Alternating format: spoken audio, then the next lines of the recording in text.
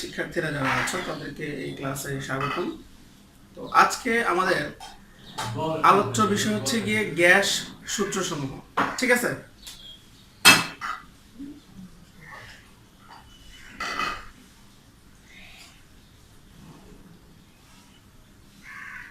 So basically gas সূত্রসমূহের মধ্যে কি কি রয়েছে? একটা রয়েছে বয়েল সূত্র,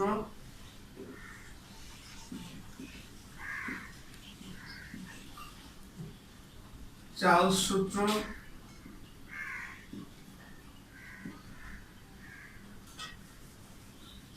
অ্যাভোগাড্রো সূত্র, গে-লুসাক সূত্র। তাহলে গ্যাস সূত্রের মধ্যে রয়েছে এই চারটি সূত্র: বয়েল সূত্র, চার্লস সূত্র, অ্যাভোগাড্রো সূত্র, আর হচ্ছে গে-লুসাক সূত্র। তো আমরা আজকে মূলত বয়েল এবং চার্লস এই দুইটা সূত্র নিয়েই ডিসকাস করব। ঠিক আছে, তাহলে আমরা চলে যাচ্ছি প্রথমেই বয়েল সূত্রে। তো বয়েল সূত্রটা আসলে বয়েল সূত্র হচ্ছে কি, ভি প্রপোর্শনাল টু 1/p যখন টি স্থির।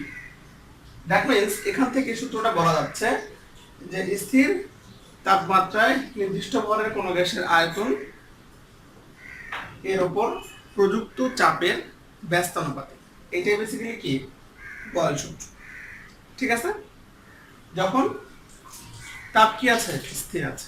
তাহলে এখান থেকে যদি আমরা আগাই তাহলে বিষয়টা কিভাবে লেখা যেতেই পারে, v = k/p।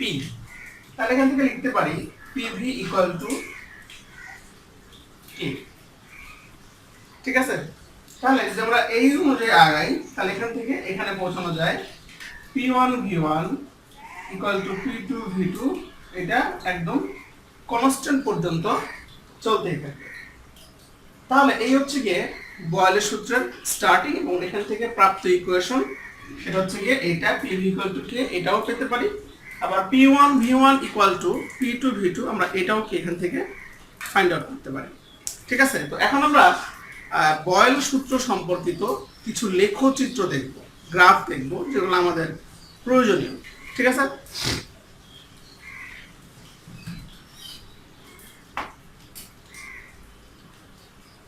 এখন বয়েল সূত্র থেকে আমরা তিনটা গ্রাফে আসতে পারি।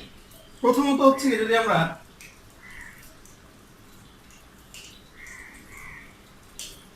ভি ভার্সেস পি এর গ্রাফে যাই, আমরা জানি বয়েল সূত্রে আয়তনের সঙ্গে এখানে চাপের সম্পর্ক হচ্ছে ব্যস্তানুপাতিক, অর্থাৎ একটা বাড়লে একটা কমবে, সেটা যে কোনটাই হতে পারে, তাই না? তো ধরলাম যখন আয়তন v1 তখন চাপ ধরে নিলাম হচ্ছে কি আমরা p1। এবার যদি আয়তনটা বাড়ে, আয়তন বেড়ে যাওয়ার অর্থ কি, গ্রাফটা উপরের দিকে উঠবে, আর চাপ কমে যাবে, আর চাপ কমে যাওয়ার অর্থ কি, গ্রাফটা এদিকে সরে আসবে। ধরলাম আয়তন বেড়ে হয়ে গেল v2, তাহলে চাপ কমে হয়ে গেল কি p2। তাহলে আমরা এখানে কতগুলো বিন্দু তৈরি হচ্ছে না? যদি আমরা এই বিন্দুগুলোকে যোগ করে দেই তাহলে এই ক্ষেত্রে এরকম কি পাওয়া যাবে, একটা প্যারাবোলা পাওয়া যাবে। আর এই প্যারাবোলাকে বলা হয় আইসোথার্ম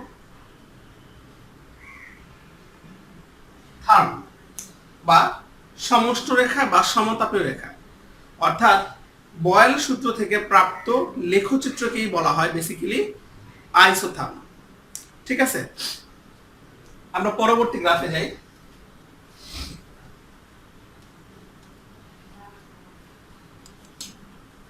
আবার যদি এরকম করা হতো,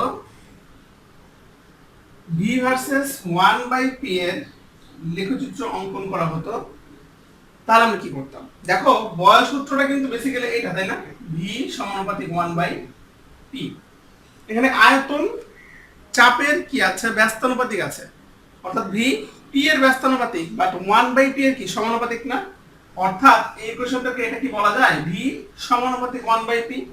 যদি সেটাই হয় আর আমরা জানি সম্পর্ক যখন সমানুপাতিক হয় তখন সেখানে মূল বিন্দুগামী সরলরেখার সমীকরণ পাওয়া যায়। তাহলে এই ক্ষেত্রে যে সমীকরণটা ক্রিয়েট হবে সেটা অবশ্যই কি হবে, মূল বিন্দু দিয়ে যাবে। ঠিক আছে, কারণ দেখো এখানে যখন ভি বাড়বে পিও বাড়বে, ভি যত বাড়বে পিও কি আস্তে আস্তে বাড়তে থাকবে। তাহলে এই বিন্দুগুলোকে যোগ করলে সেই রেখাটা কি হয়, এরকম মূল বিন্দু দিয়ে যায়। এই রেখার নামও কি, একই বিষয়, আইসোথার্ম। এটাকে আমরা কি বলি, আইসোথার্ম বলি। ঠিক আছে, এবার পরবর্তীতে আরো একটা লেখচিত্র আছে। যদি এরকম হয় পিভি বনাম পি এর কোন লেখচিত্র অঙ্কন করা হয়, তাহলে সেক্ষেত্রে দেখা যাচ্ছে যে চাপ বৃদ্ধির সাথে সাথে এই যে পিভি, ঠিক আছে, এটা এরকম কি থেকে যায়, কনস্ট্যান্ট থেকে যায়। অর্থাৎ একটা রেখা তৈরি হয় যে রেখাটা কি এক্স অক্ষের সমান্তরালে থাকে। ঠিক আছে, তাহলে এখানে যতগুলো রেখা তৈরি হবে এরকম সবগুলো রেখায় কি থাকবে, এক্স অক্ষের সমান্তরালে থাকবে। এটাকে আমরা কি বলবো, এটাকেও আমরা বলবো একই আইসোথার্ম। অর্থাৎ যে রেখাটা এখানে তৈরি হচ্ছে সেই রেখার নাম হবে কি, আইসোথার্ম। ঠিক আছে, তাহলে এই হচ্ছে বয়েল থেকে প্রাপ্ত লেখচিত্র। আশা করি তোমরা বুঝতে পেরেছো। আমাদের নেক্সট টপিকটা হবে বয়েল তাপমাত্রা। আমরা এখন শিখব বয়েল তাপমাত্রা।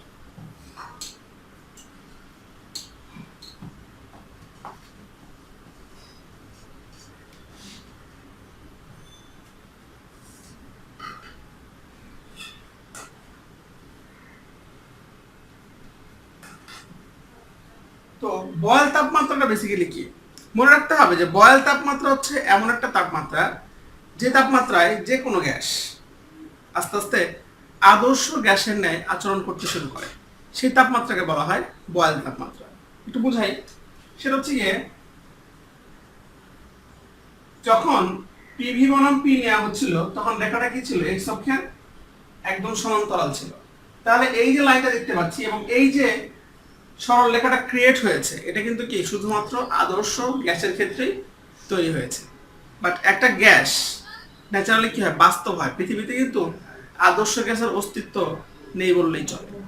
তো একটা গ্যাস যখন বাস্তব অবস্থা থাকে সেই গ্যাসের ক্ষেত্রে দেখা যাবে যে পিভি বনাম পি এর এগেনস্টে যদি লেখচিত্র অঙ্কন করা হতো তাহলে দেখা যেত জিনিসটা এরকম ছিল, হয় আদর্শ লাইন থেকে উপরে যেত বা কাছাকাছি থাকতো, বা নিচ থেকে হবে কি উপরে চলে যেত। কিন্তু প্রতিটা গ্যাসের ক্ষেত্রে এমন একটা নির্দিষ্ট তাপমাত্রা আছে যেই তাপমাত্রায় পৌঁছালে এই যে রেখাগুলো আমরা দেখতে পাচ্ছি, এই যে রেখাগুলো দেখতে পাচ্ছি, এগুলা কি হয়, আস্তে আস্তে আদর্শ গ্যাসের কাছাকাছি চলে আসে। যেই তাপমাত্রায় এই আদর্শ গ্যাসের একদম কাছাকাছি চলে আসে সেই তাপমাত্রাকে বেসিক্যালি বলা হয় বয়েল তাপমাত্রা। ঠিক আছে, তার মানে যে কোনো গ্যাসের ক্ষেত্রেই এইগুলো রেখা, এই রেখার যে মধ্যবর্তী জায়গাটা, যে জায়গাটা কি আদর্শ লাইনের সবচেয়ে কাছাকাছি আছে, সেই জায়গাটাকে বেসিক্যালি কি করা হয়, বয়েল তাপমাত্রা বলে ডেনোট করা হয়। আশা করি তোমরা বুঝতে পেরেছো যে বয়েল তাপমাত্রা কি, এবং প্রত্যেকটা স্পেসিফিক গ্যাসের কি থাকে, আলাদা আলাদা বয়েল তাপমাত্রা থাকে। অর্থাৎ এক একটা গ্যাসের বয়েল তাপমাত্রা এক এক রকম, সেটা অবশ্যই পরীক্ষাবদ্ধ মান, মানে পরীক্ষা করে পাওয়া মান। যেমন ধরো নাইট্রোজেনের ক্ষেত্রে -53 ডিগ্রি সেলসিয়াস, এটা হচ্ছে কি নাইট্রোজেনের বয়েল তাপমাত্রা। এরকম করে কি প্রতিটা গ্যাসেরই কি আছে, আলাদা আলাদা বয়েল তাপমাত্রা আছে। ঠিক আছে, আমাদের নেক্সট টপিক হচ্ছে গিয়ে চার্লস সূত্র।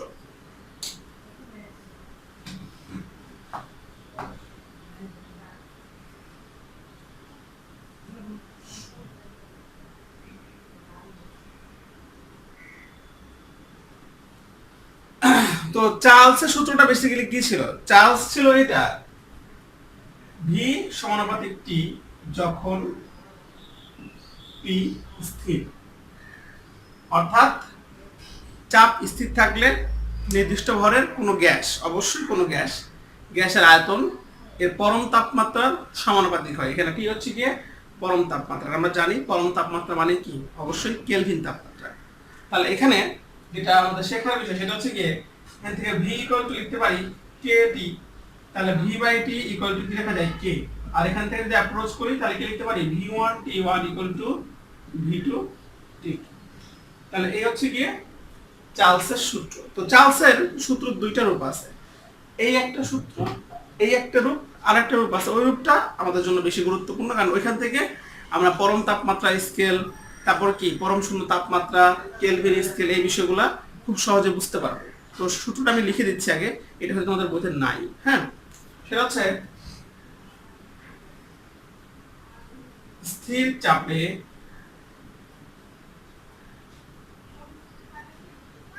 নির্দিষ্ট ভরের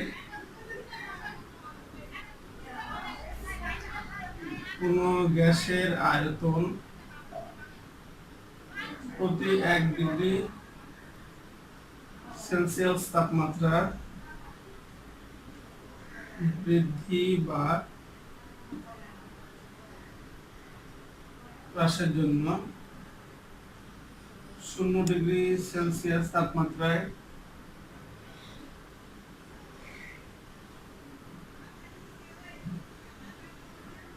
ওই আয়তনের 1/273 অংশ হারে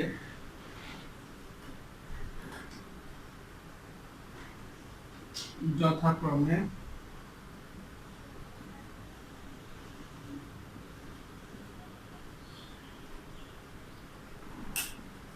সংকুচিত বা প্রসারিত হয়।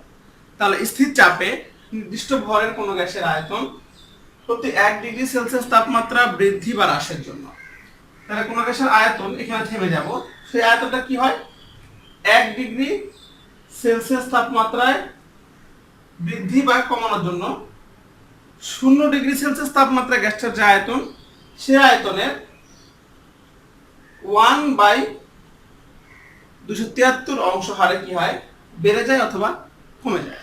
অর্থাৎ এই সূত্রের রূপটা হচ্ছে এরকম যে কোন গ্যাসের আয়তন ভিটি, ভিটি দিয়ে মানে কি যে কোনো তাপমাত্রা 1 ডিগ্রি বাড়াইলাম বা 1 ডিগ্রি কমালাম, সেই আয়তনটা কি হয় 0 ডিগ্রিতে যে আয়তন সেটাকে ডিনোট করা হলো ভি নট দিয়ে, সেই আয়তনের 1/273 অংশ হয়। তাহলে ভি নট ইন্টু 1/273 ওই অংশ হারে সংকুচিত হয় বা প্রসারিত হয় ইন্টু কি টি। তাহলে টি বাড়ায় দিলে টোটাল আয়তনটা কি হবে বেড়ে যাবে, আবার টি কমায় দিলে কি হবে টোটাল আয়তনটা কমে যাবে। তাহলে এটা হচ্ছে চার্লসের সূত্র। আর একটা রূপ এখান থেকে আমরা এটাও লিখতে পারি VT equal to V nought plus V nought into T by 273, এবং এই ইকুয়েশন থেকেও এখানে পৌঁছানো সম্ভব। আমরা এই সমীকরণ দিয়ে এখানে যেতে পারবো, আমি দেখাই দিচ্ছি তুমি কিভাবে যাবা।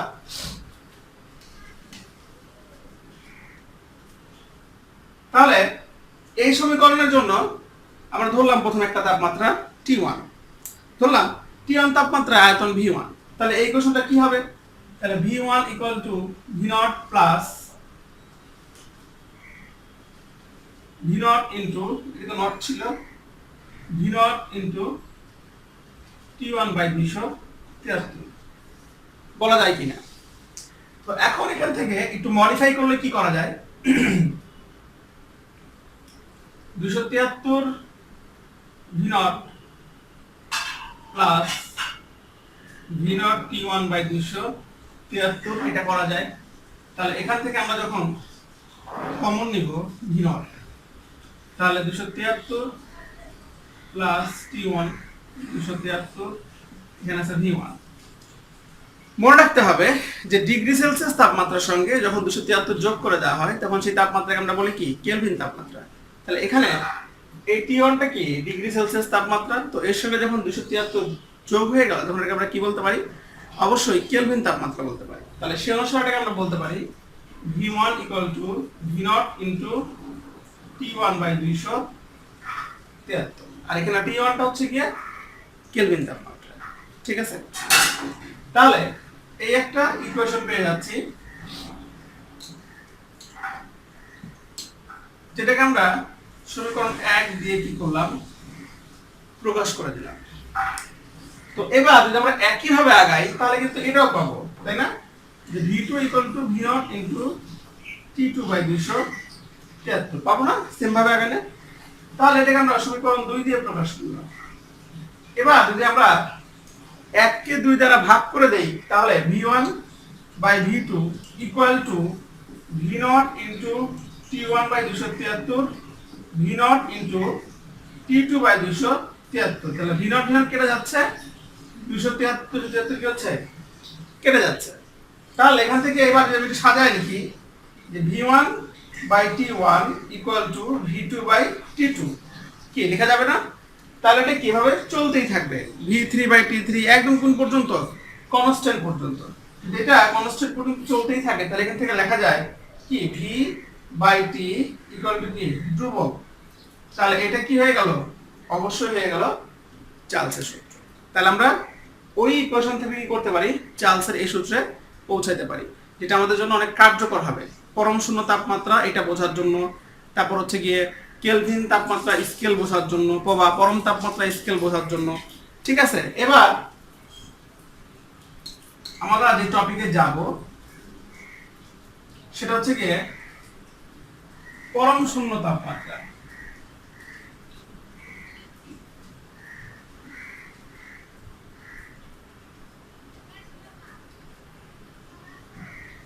এবার আমাদের টপিকের নাম হচ্ছে গিয়ে পরম শূন্য তাপমাত্রা। ঠিক আছে, তাহলে চার্লসের যে ইকুয়েশনটা ছিল সেটা V0 VT equal to V0 plus V0 into T by 273। তো এখন যদি আমরা এখানে বা এই সমীকরণে তাপমাত্রা মাইনাস 273 ডিগ্রি সেলসিয়াস বসিয়ে দিই, কারণ আমরা যেহেতু জানি এখানে টিটা কি তাপমাত্রা, ডিগ্রি সেলসিয়াস তাপমাত্রা। তাহলে আমরা যদি এখানে টিটা মাইনাস 273 ডিগ্রি সেলসিয়াস বসাই তাহলে এই সমীকরণটা দেখতে কেমন হবে, V0 VT equal to V0 plus V0 minus 273 by 273। তাহলে টোটাল ভ্যালুটা কি হয়ে গেল, আয়তনটা শূন্য হয়ে গেল। আর এই যে শূন্য হয়ে গেল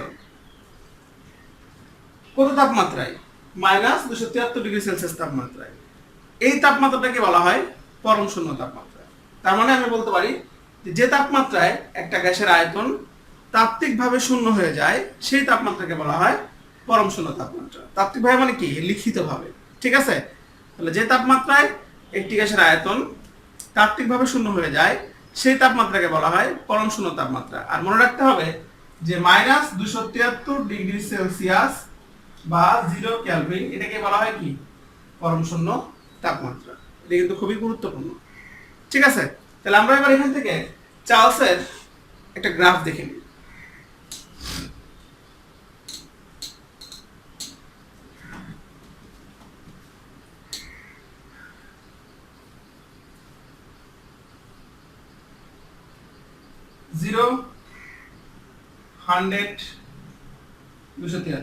তাপমাত্রা ডিগ্রি সেলসিয়াসে আছে, -100 -273। আয়তন ধরে নেওয়া হলো V0 টু V0 এভাবে যাবে। তো বেসিক্যালি যেটা কথা সেটা হচ্ছে গিয়ে আমরা কিন্তু জানি যে এই তাপমাত্রাটাতে কি আয়তনটা কি আছে, শূন্য আছে। তাহলে যখন আস্তে আস্তে আমরা এই দিকে আগাবো যত তাপমাত্রাটা আগাতে থাকবে তত কিন্তু কি হবে, এখান থেকে যে রেখাটা তৈরি হবে সেটা কিন্তু এরকম আগাতে থাকবে না। তাহলে আমরা এখান থেকে যত রেখাই পাচ্ছি না কেন, মানে তাপমাত্রা যত বাড়াচ্ছি না কেন, সবাই আস্তে আস্তে এই দিক থেকে উপরের দিকে উঠবে, কিন্তু একটা জায়গায় এসে শূন্য হয়ে যাবে। সেই জায়গাটা কোনটা, এই যে -273। অর্থাৎ এখান থেকে সবাই কি করতে পারে, আস্তে আস্তে উপরের দিকে উঠে যাবে, কিন্তু এই তাপমাত্রা আয়তনটা কি হবে, শূন্য হয়ে যাবে। তাহলে এই যে -273 ডিগ্রি সেলসিয়াস এটাকে বলা হচ্ছে কি, পরম শূন্য তাপমাত্রা। ঠিক আছে, আর এই যে আমরা এখানে যে রেখাগুলো পাচ্ছি এই যে রেখাগুলোকে বলা হচ্ছে আইসোবার, আইসোবার বা সমচাপীয় রেখা। ঠিক আছে,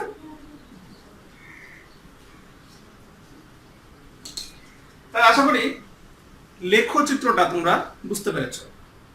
এবার হচ্ছে কি আমরা শিখব যে কেলভিন স্কেল কিভাবে প্রতিষ্ঠা হয় চার্লসের সূত্র থেকে।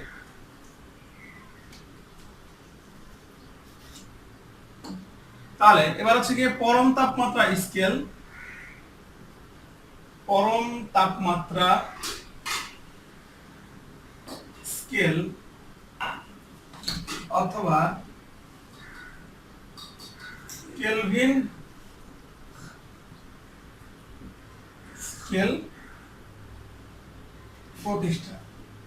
তাহলে আমরা এবার চার্লসের সূত্র থেকে পরম তাপমাত্রা স্কেল বা কেলভিন স্কেল প্রতিষ্ঠা করতে যাচ্ছে। তাহলে এখন হচ্ছে গিয়ে কিভাবে প্রতিষ্ঠা করব, খুব ইজি বিষয়। ওটার জন্য আমাদের এই যে এই ইকুয়েশন আসতে হবে, VT is equal to V naught plus V naught into T by 273। তাহলে এখন এটাকে যদি আমরা একটু সাজায় লিখি,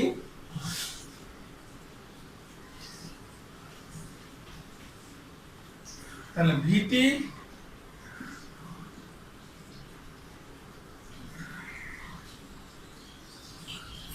V naught by 273 into T plus V naught লেখা যায় না? ভালো করে দেখো যে এই সমীকরণটা কিন্তু এখন একটা সরলরেখা সমীকরণ হয়ে গেছে। সেই সমীকরণটা তাহলে কি, y is equal to mx plus c এর সাথে কম্পেয়ার করা যায়। আর এখানে mটা কি, mটা হচ্ছে ঢাল, আর সেই ঢালটা কত, v naught by 273।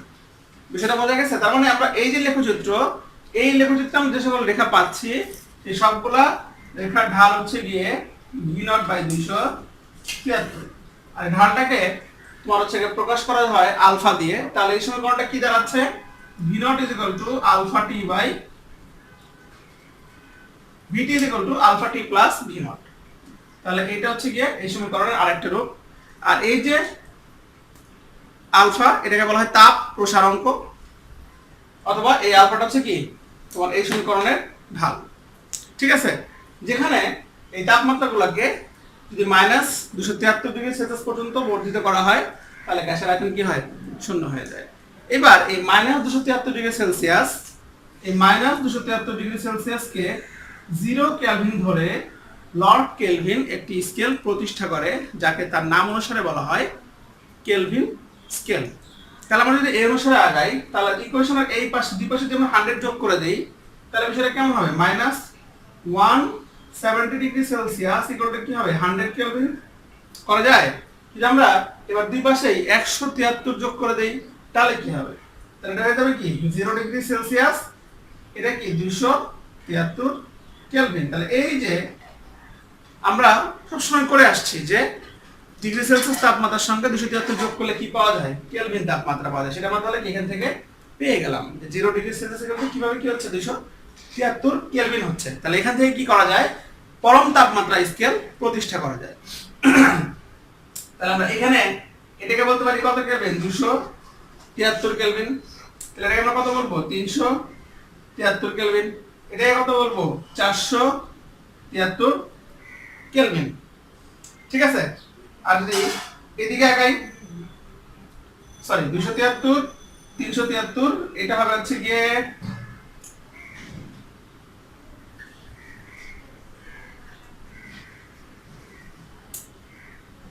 546 কেলভিন। আর যদি এদিকে আগাই তাহলে এটা হবে কত, এটা হয়ে যাবে 173 কেলভিন। আর এটা হয়ে যাবে কি 0 কেলভিন। তাহলে এই হচ্ছে গিয়ে কেলভিন স্কেল। তাহলে আমরা এভাবে কি করলাম, চার্লসের সূত্রের সাহায্যে পরম তাপমাত্রা স্কেল বা কেলভিন স্কেল প্রতিষ্ঠা করলাম। ঠিক আছে, তাহলে আজকে এই পর্যন্তই। আগামী ক্লাসে আবার দেখা হবে। সে পর্যন্ত সবাই ভালো থাকো। আল্লাহ হাফেজ।